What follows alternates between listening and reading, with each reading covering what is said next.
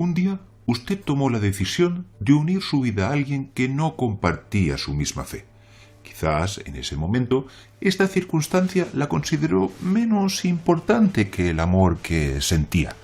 O puede que se casara con la esperanza de que con el tiempo su cónyuge seguiría sus pasos y se convertiría.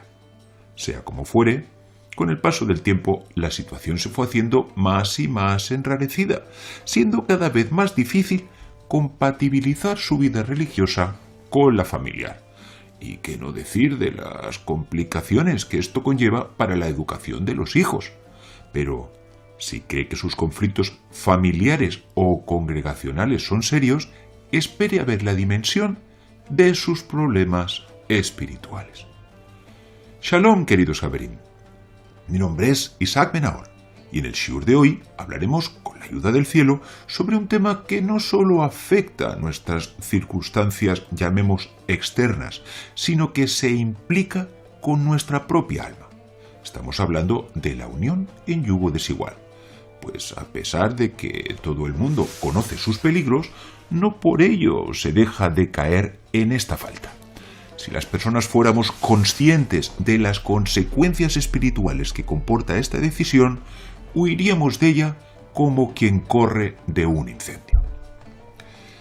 En la Biblia hayamos escrito acerca de Yehudá, el hijo de Jacob, lo siguiente: prevaricó Judá, y en Israel y en Jerusalén se ha cometido abominación, porque Judá ha profanado el santuario del Eterno que él amó y se ha casado con la hija de un dios extraño. Malaquías Malají 2:11. Se ha casado con la hija de un dios extraño, de una Vat el Nehar, donde la palabra Nehar, que traducimos como extraño, también puede ser leída como Nojer, tragedia o desgracia, según vemos en nuestro gráfico. Nehar, extraño, y Nojer, tragedia. Como leemos en el versículo: pues tú no debiste haber estado mirando en el día de tu hermano, en el día de su infortunio, Najró. No debiste haberte alegrado de los hijos de Judá en el día en que se perdieron. Abdías Obadiah 12. Nuestro anterior texto de Malaquías nos ilustraba de forma fehaciente en cómo la transgresión de Yehudá, cuando tomó a la mujer cananita, según se refiere en Génesis Bereshit 38:2, ya en el plano natural tuvo malas consecuencias, pero en los mundos espirituales su alcance fue terrible. Como se dijo, prevaricó Judá.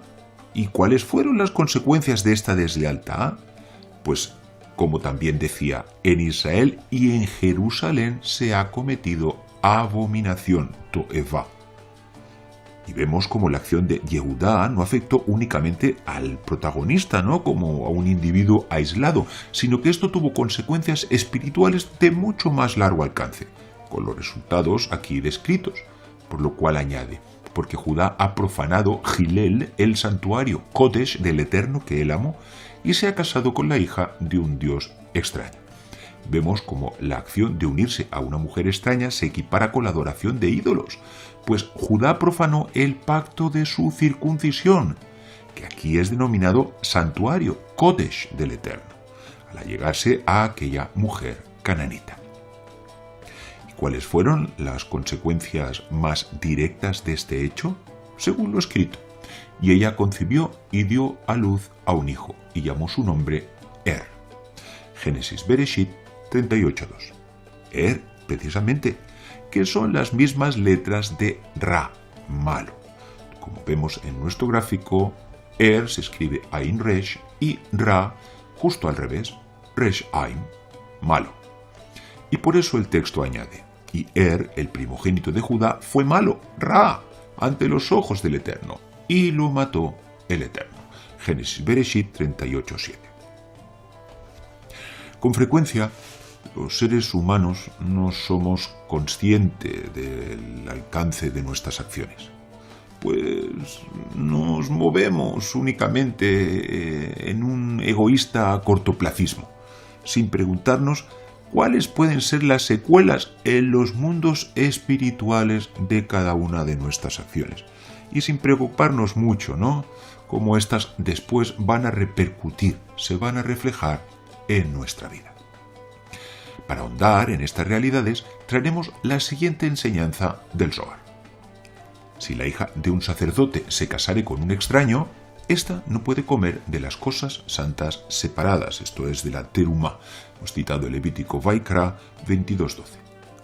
Se refiere al alma sagrada que fue atraída del sitio supremo, esto haría referencia a Binah Entendimiento, y entra dentro de lo oculto del árbol de la vida, lo cual aludiría a Tiferet Belleza. Y cuando el espíritu del sacerdote supremo sopla y otorga almas de este árbol, vuelan esas almas de allí e ingresan en un recinto, lo que aludiría a Malhut Reino. ¡Ay del mundo! Ya que las personas no saben ser precavidas a la hora de unirse de modo íntimo, pues ellos atraen junto con el mal instinto, que es denominado un extraño, y esa hija de un sacerdote, el alma, vuela hacia abajo y se encuentra su vestimenta en un extraño, y añade, y en consecuencia no puede comer de las cosas santas separadas. Zohar Mishpatim 95b. La inclinación sexual es una de las pulsiones más fuertes del ser humano.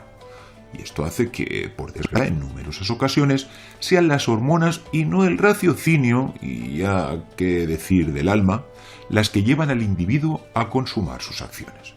Sin embargo, los tzadikim otorgan una gran importancia a los pensamientos y a las intenciones que tiene la pareja en el momento de la concepción, pues esto repercutirá directamente en la calidad del alma que será enviada a esa nueva criatura. Pero ¿qué oportunidad se le da al alma del futuro hijo en el marco de una unión en yugo desigual? El Zohar nos explicará a continuación cuál sería el resultado en el caso de un judío, pero veremos cómo esta realidad es también extrapolable a un creyente en el Mesías. Según fue dicho, si la hija de un sacerdote se casare con un extraño, Levítico Vaikra 22:12, desdichada es el alma suprema si se casare con un extraño, pues es atraída hacia él, hacia el cuerpo, de un prosélito que se convirtió y vuela del Gan Eden, del paraíso, por un camino cerrado, y entra en un cuerpo que se hizo a partir de un incircunciso impuro, esto es, con un extraño. Zohar Mishpatim 95b.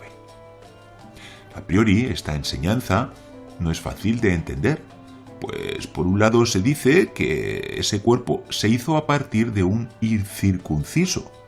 Luego, aquí lo que nos está diciendo es que el padre de la criatura no era judío.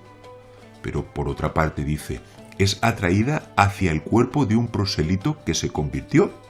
Pero si la madre sí es judía, según la halajá, también lo es el niño. Entonces, ¿por qué dice que esta alma ingresa en un prosélito que se convirtió? La criatura que habría nacido de esta unión es, desde el punto de vista espiritual, como si fuera un converso, pues aunque su cuerpo es judío de nacimiento, su alma es en verdad la de un convertido. Para entenderlo mejor, imaginémonos un caso hipotético.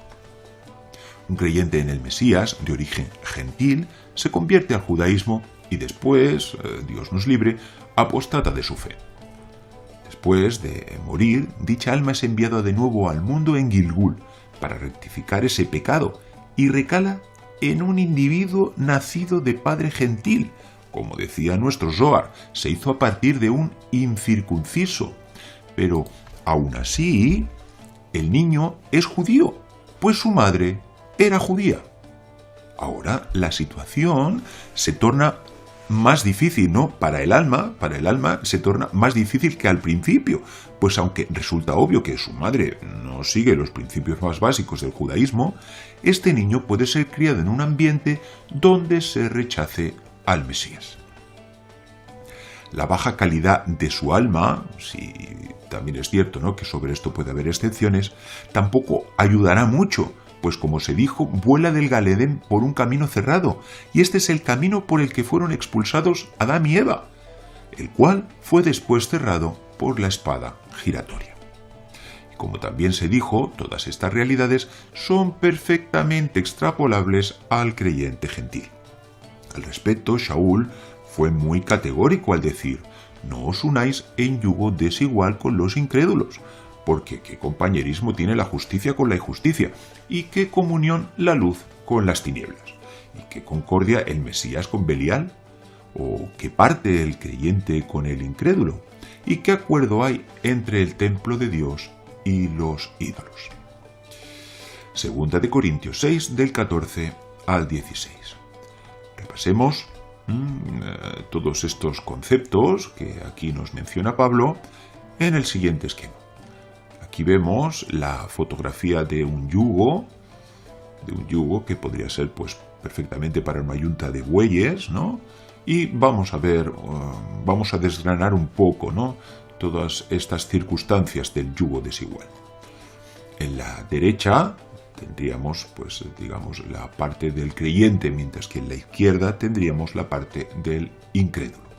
Tenemos la justicia enfrentada con la injusticia, la luz en contra de las tinieblas, el Mesías enfrentado a Belial, el creyente con el incrédulo y el templo de Dios con los ídolos.